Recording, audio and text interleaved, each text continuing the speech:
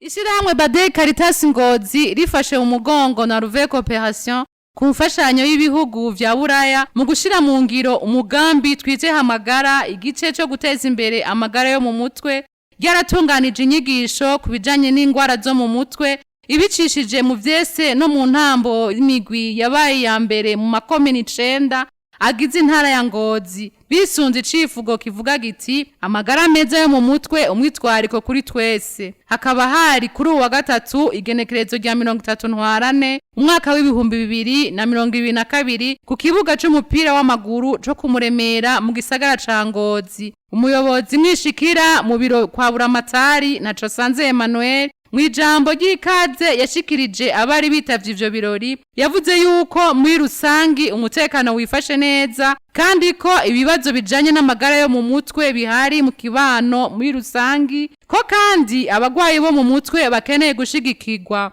urongoye umugambi twiteho amagara yo mu mutwe muri Bade Caritas Ngozi Nyabenda Onesphore yamenyesheje ko ari igikorwa ca kabiri kibaye mu guhimiriza gutahura ibijanye n'amagara meza yo mu mutwe kandi ko bituraba twese kuko ari shingiro ry'iterambere mu gihugu Nyabenda Onesphore amenyesha kandi ko umuntu umwe kuri bane ashobora kuba yaragize canke kuzogira ingorane yo mu mutwe biturutse ku bintu vyinshi akaba yaratanze uburorero nko kubura wawe ubukene intambara gufatwa ku nguvu amasanganya guhohoterwa gufata ibiyayuramutwe akabonge n'ibindi ubuserukira umuyobozi mukuru w'intara y'ubuvuzi ya Ngozi barutwa nayo Michel amenyesha ko abagendana ingwara zo mu mutwe bofatwa nk'abandi bagwayi bose atarabasazi nk'uko benshi babivuga iyo migwi yahiganywe ikaba yaronkeje udushimwe dutandukanye bivanye nuko yagiye irarushanywa